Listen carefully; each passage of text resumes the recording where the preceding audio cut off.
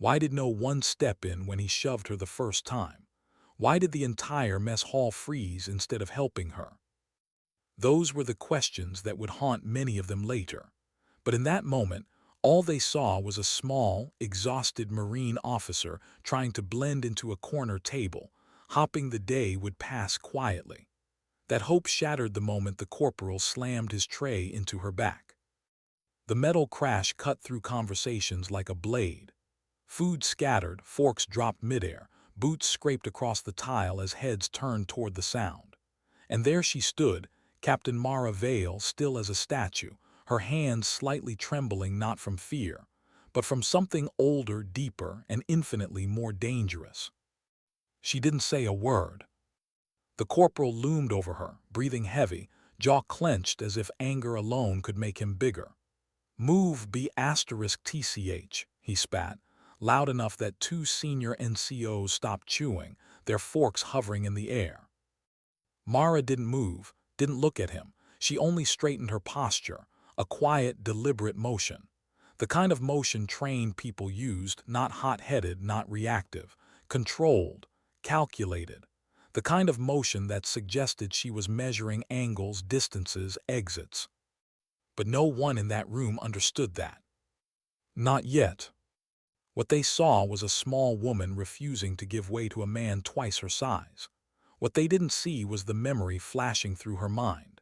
The dust-filled compound in Kandahar, the muffled screaming in the headset, the coded phrase, "Winterglass," that she thought she'd never hear again after leaving the program. She had buried those years deep beneath a quiet smile and a logistics officer's paperwork. She thought she was done with that life. She thought she'd earned normal. But normal had never stayed with her for long. The corporal shoved her again, harder this time. Her boot slid 2 inches across the tile, the screech so loud it silenced the hall. A spoon dropped. Someone muttered a curse. A lieutenant stood up so sharply his chair toppled behind him. Still, she didn't react. She breathed in slowly, 1, 2, 3, just the way they'd taught her when the wrong move could cost a life. "Walk away," she said quietly. The corporal blinked. It wasn't a plea. It wasn't fear. It was a warning, soft and sincere, the kind only someone who'd seen the cost of violence could give. But pride is a cruel puppeteer, and it yanked his strings tight. He shoved her again. This time, the sunlight through the windows seemed to pause in midair, as though the room itself sensed something shifting. Mara's shoulder burned where he'd struck her. It awakened something in her she didn't want to feel again, the version of herself she had promised her commander she'd never use in the open. A crackle of memory, gunfire, whispers in a foreign language, the weight of a suppressed rifle. Something inside her whispered, "React." But she didn't. Not yet. And just when the tension hit its breaking point, when every Marine in that hall felt the air constrict like a throat, the doors burst open. 4 soldiers entered in a diamond formation, unmarked uniforms, sand-colored gear, no rank, no patches, no names. Their presence hit the room like a shockwave. Every Marine sat straighter instinctively, because no one walked like that unless they'd come from places the rest only whispered about. Their leader scanned the room, scanning faces, scanning the corporal towering over Mara. Then, "Captain Vale," he said, voice steady, calm, absolute. "You're needed." Silence. Someone gasped. "Captain. Captain Vale." Even the corporal flinched at the title. The team moved toward her with synchronized precision, forming a protective arc, not aggressive but unmistakably ready. The corporal stumbled back as though her proximity burned. Mara didn't look at him long, just long enough to say, "I gave you a chance to step away. Remember this moment, use it to be better." She turned toward the operators.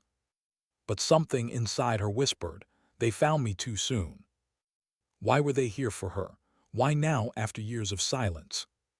That's what she kept asking herself as she stepped through the mess hall doors, the sunlight cutting across her face like a memory she wasn't ready to hold. The unmarked helicopter waited beyond the parade field, rotors carving spirals of dust.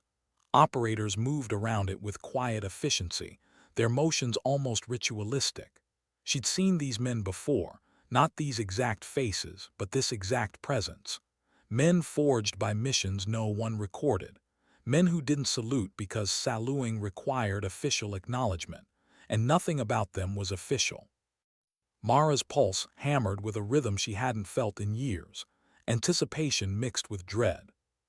The team leader, a tall operator with sand-streaked lashes, walked beside her.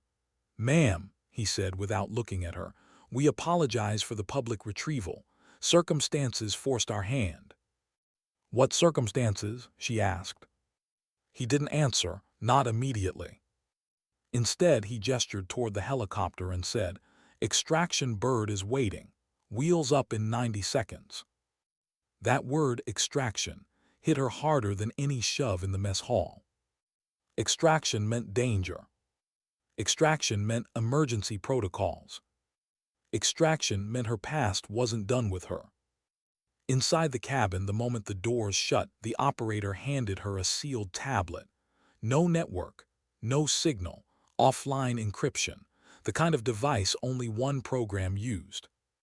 Winterglass. Her breath hitched. "I'm out," she whispered. "I was decommissioned, you know that." "We do." He strapped himself into the seat across from her. "But Winterglass doesn't decommission people, ma'am. It just puts them on pause." She looked down at her hands, hands trained to dismantle a rifle blindfolded, hands that had held cold metal and warm blood, hands that once shook uncontrollably for days after an op gone wrong. "Who activated the recall?" she asked. The operator hesitated, his jaw tightened. "That's classified until the briefing." Which meant one thing. It wasn't command. It wasn't the Pentagon. It wasn't even the covert directorate. Someone above all of them had pulled her back. Her stomach tightened. Her identity, Captain Mara Vale, was a paper mask. The real version of her existed only in sealed files and unspoken rumors. The Marines at the base thought she was a quiet logistics officer who spent too much time avoiding the range. But the truth: she was one of 9 operatives once assigned to a unit known only through whispers. Unit 77. Winterglass. The program built for precision extraction, long-range elimination, and high-value intercepts. She walked away after the last operation, after the one that still haunted her at night, the one where they lost someone they shouldn't have lost. His name ghosted through her chest like a bruise. Rays. The helicopter banked hard left, lifting over the desert, rotor wash fatting into the engine's steady hum. She closed her eyes. "What's the mission?" she finally asked. The operator leaned forward slightly. "Not here. The briefing will come once we touch down at Site Echo." She frowned. "Echo's offline. It was shut down 2 years ago." He didn't correct her, which meant Echo had never gone offline. Her chest tightened. Her mind raced. Everything she tried to bury clawed its way to the surface. The operator studied her carefully. "Ma'am," he said quietly, "you need to understand this isn't a mission you were recalled for." She opened her eyes. "This is a mission only you can survive." His words hung between them, heavy as a verdict. He added softly, "And there's something else." A pause. "A message came in for you just before we launched." "A message," she whispered. He nodded. It was a single line. She swallowed. "What line?" He held her gaze. "Tell her he's alive." Her heart stopped. Rays. Alive. Impossible. But the operator's eyes didn't waver, and something in Mara's chest, something she thought she'd buried with him, began to tremble awake. She whispered, barely audible, "That's not possible." He didn't blink. "Then you understand why Winterglass activated." The helicopter surged forward. cutting through the clouds toward the base she swore she'd never see again. And for the first time in years, Mara Vale felt something stronger than fear. Hope. But hope, she knew, was a dangerous weapon. What if the one person she failed wasn't gone?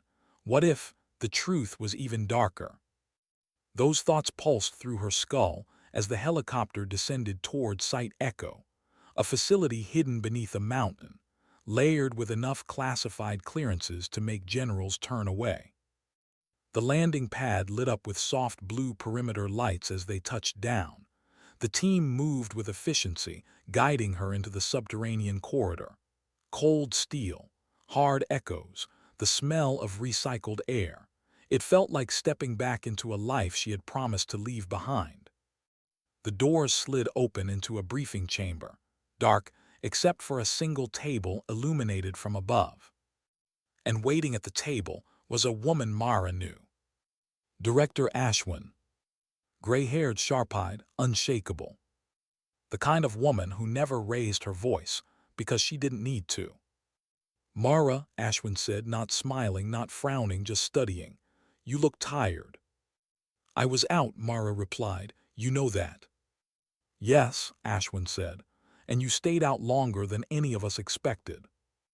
Mara remained standing. Why am I here?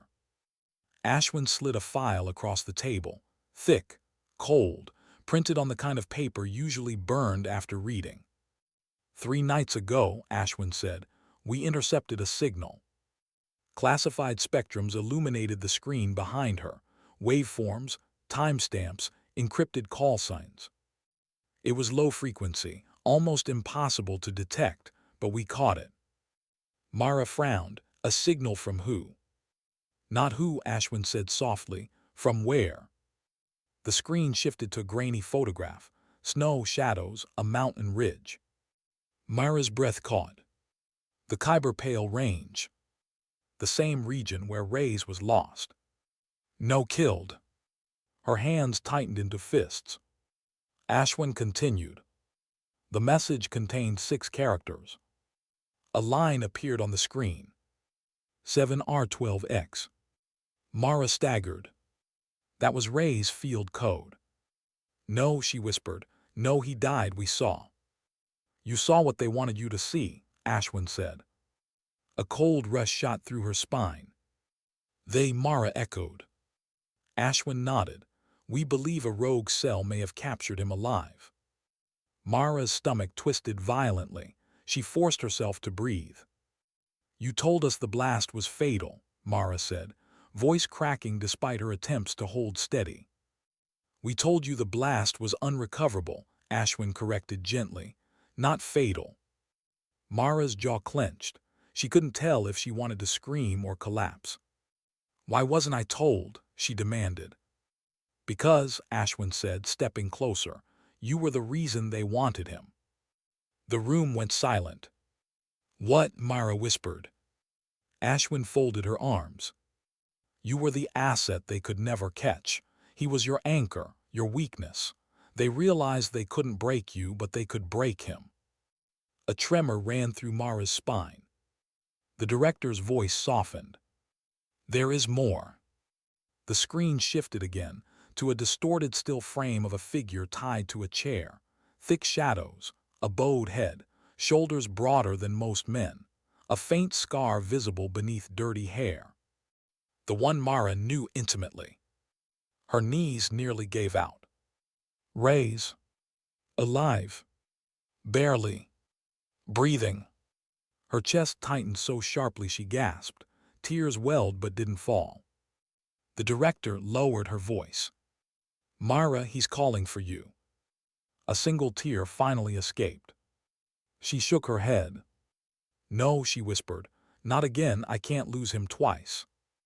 Ashwin placed a hand on her shoulder, a rare gesture for the stone-faced woman. That's why you're here, she said. You're not going to lose him, you're going to bring him home. But why now? Mara asked. Why reveal the truth after all these years? Ashwin paused. Because there was a truth she had not yet spoken. Finally she said, because someone else knows you're alive too. Mara's blood ran cold. Who? She whispered. Ashwin met her gaze. The man who betrayed your unit. The air left Mara's lungs. Commander Raylan, Ashwin said softly. He's alive too. The ground beneath Mara felt like it shifted. Ray's alive. Raylan alive. Everything she believed wrong. I need to know, Mara said slowly. Why would Raylan keep Ray's alive all these years? Ashwin didn't blink. Because he's been waiting, she said, waiting for you to come looking. A chill slithered down Mara's spine. Why me? She whispered. Ashwin's reply was almost a whisper. Because you're the only one he couldn't control. The lights flickered overhead. And for the first time, Mara realized. This mission wasn't a rescue. It was a trap. Designed for her. And she was already caught inside it. Part 4, 1,000 words. What if going after Rays meant walking straight into the arms of the man she once trusted with her life? That question stayed with her as she stepped into the prep room, where the Winterglass gear lay waiting, black, sleek, and so familiar it made her chest ache. She stared at the uniform for a long moment. It was a second skin she swore she'd never wear again. Her hands hovered over the material. She could feel the weight of old missions in the fibers.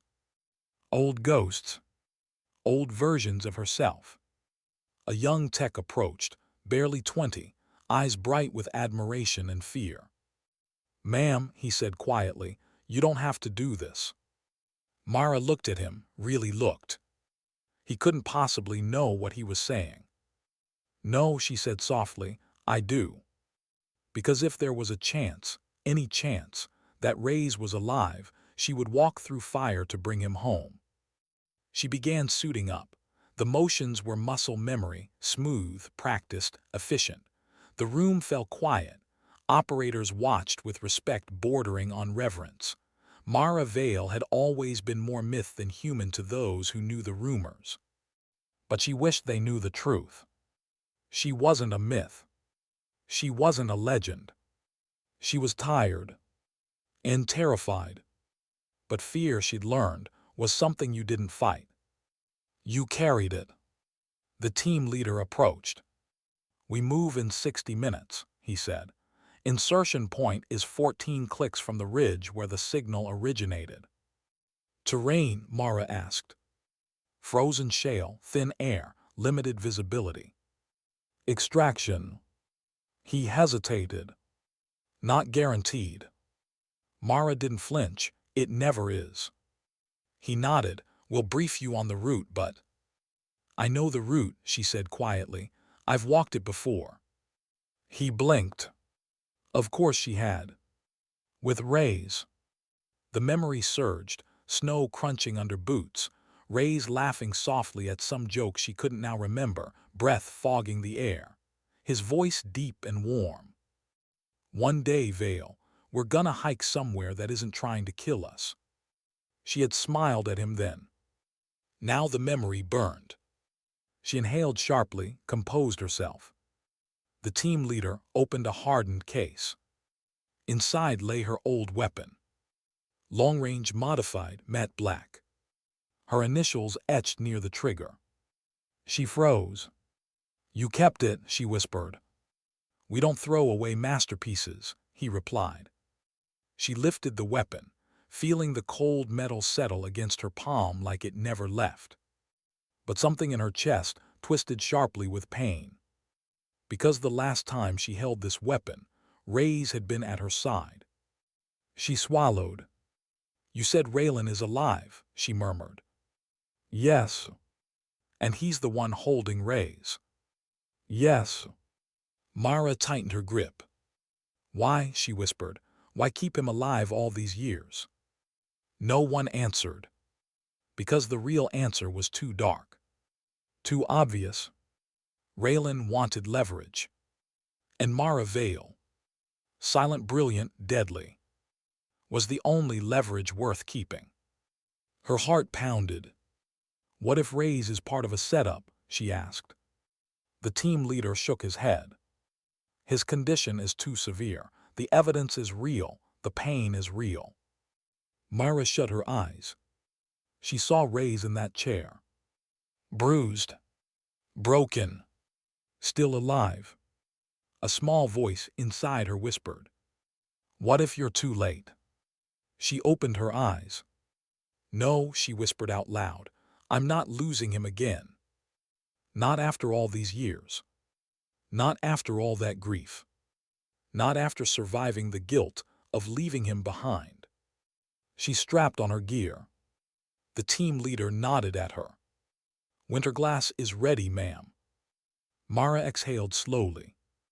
"Let's bring him home." But in the back of her mind, a single truth gnawed like a wound. Raylan wasn't just waiting for her. He was inviting her. And every step she took toward Reyes brought her closer to the man who learned all her strengths and all her weaknesses. What would she find at the end of this frozen path, rescue or ruin?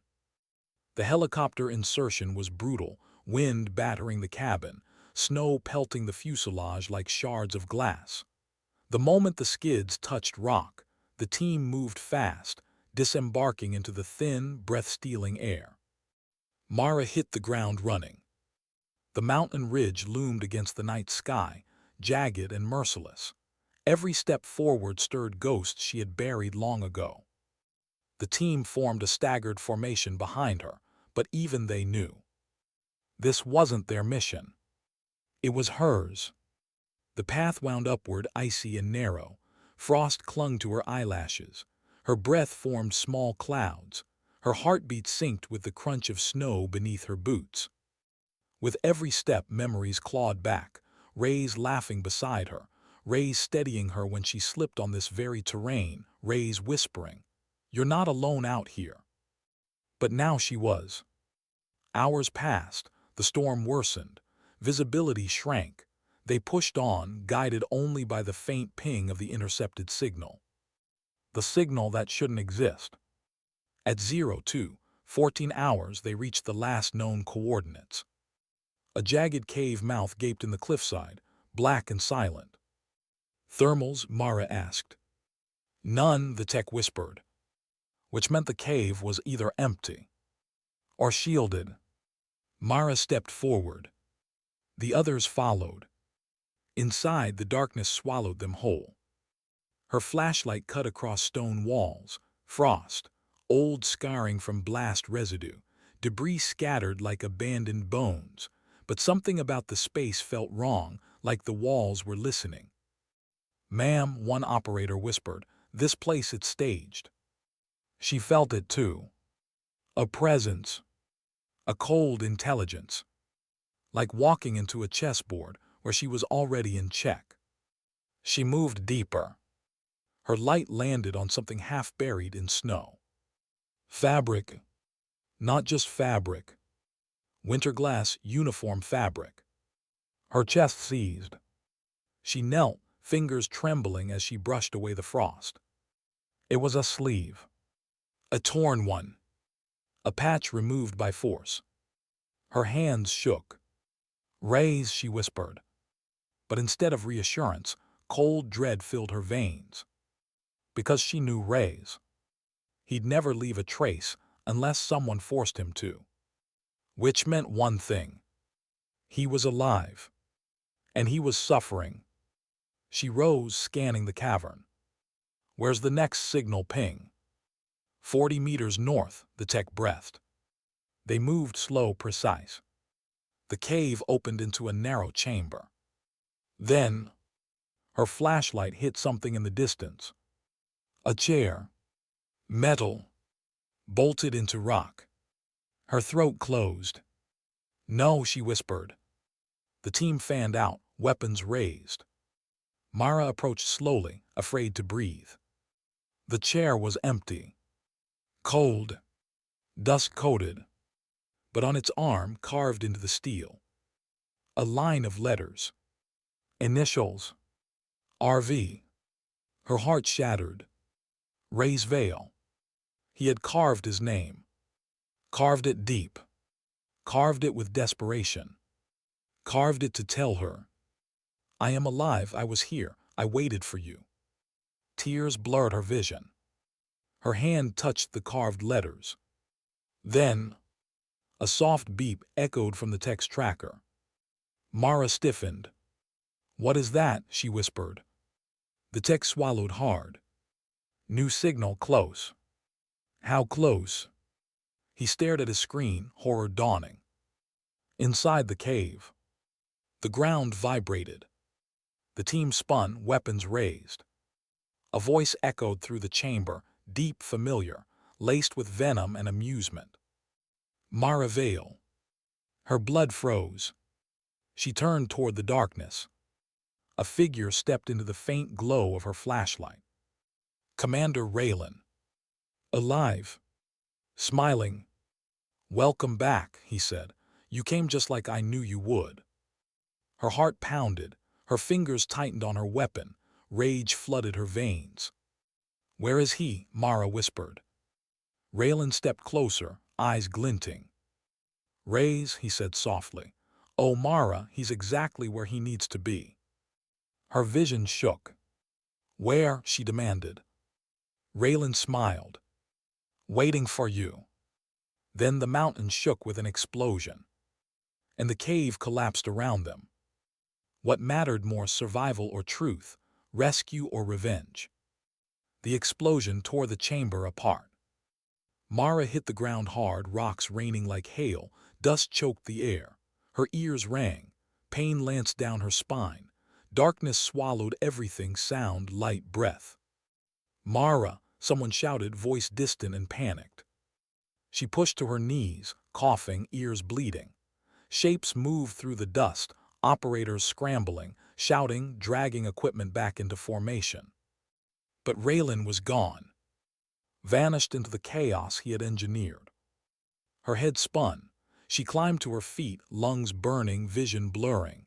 The tech staggered toward her, clutching his tablet. Ma'am, signal, new signal." She grabbed him. "Where?" He pointed deeper, into the collapsed passage. Her heart hammered. "Rays. Alive. Somewhere beneath tons of rock and ice." The team leader limped over, eye bruised, gear torn. "We need to fall back.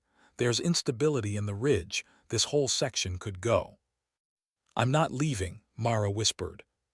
He stared at her. "Mara." "I said I'm not leaving." "Not again. Not like before. Not without Rays." She forced her legs forward, bleeding, shaking, heart tearing itself apart. The collapse had opened a narrow gap in the stone, a dark throat slanting downward. The signal pinged from inside. She didn't hesitate. She squeezed through. The space cut into her shoulders, kneecaps scraping rock, blood smearing across ice. Cold air burned her lungs. Her flashlight flickered. The darkness pressed tight against her bones. Every breath hurt. Every movement screamed. But she kept crawling. For him. Minutes blurred, her muscles trembled, her throat burned. The stone finally widened into a small chamber barely big enough to stand. Her flashlight swept across the floor. Chains. Rope. A half-empty water can. Her pulse roared. "Rays," she whispered. No answer. She stumbled forward, and her beam landed on a figure collapsed against the far wall. Her heart stopped. "Rays." She dropped to her knees so fast the impact jolted her spine. Her hands flew to his face, cold, bruised, blood-streaked. His eyes were closed, his breathing shallow. But he was breathing. He was alive. Her vision shattered into tears. "Rays, hey, look at me." His eyelids fluttered. His voice rasped through cracked lips. "Vale, I knew you'd come." A sob tore out of her chest. She pressed her forehead against his, trying not to break. "I'm here," she whispered. "I'm here, you're not alone." He tried to smile, it hurt him, but he tried. "I waited," he whispered, Thought I was gone, but I knew you'd find me. She shook her head, tears falling onto his skin. I'm so sorry, she whispered. I should have come sooner. He swallowed painfully. You came, he said. That's what matters. The team squeezed into the chamber one by one, faces shocked, eyes wide with disbelief. The leader knelt beside them. We need to move now. Raylan rigged the whole ridge. Mara nodded numbly. Her mind split half in grief, half in determination. They lifted Ray's carefully, strapping him into extraction gear. Mara stayed beside him, hand on his chest to feel every breath, every fragile rise and fall. As they crawled back out, the mountain groaned, stone trembling like a heartbeat slowing. Above them, the ridge began to buckle. Move, the team leader shouted. They scrambled through collapsing ice, ducking falling shards, sprinting into the open air just as the mountain behind them folded inward, billowing smoke and stone swallowing the cave forever. Ray's gasped weakly, head against Mara's shoulder. She held him like life itself. The extraction bird swooped in, rotors thundering. They climbed aboard. The doors slammed shut. Inside, silence wrapped around them. Ray's turned his head toward her slowly. Mara, he whispered. She cupped his cheek. I've got you. His eyes softened. I thought I died in that blast, he whispered. So did I, she said, voice cracking. They lied to both of us. Ray's breathed out a shaky laugh. Raylan. He's alive, she said. Ray's eyes darkened. He wants you. I know. And you're going after him, he murmured. Yes, she said softly, but not tonight.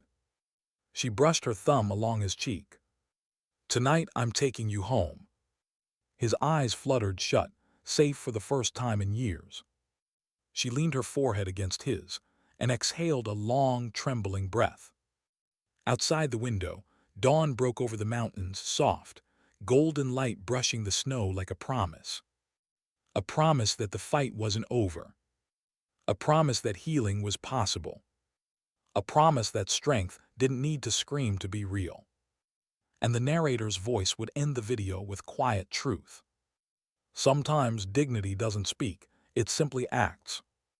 And sometimes the strongest soldiers are the ones who rise silently,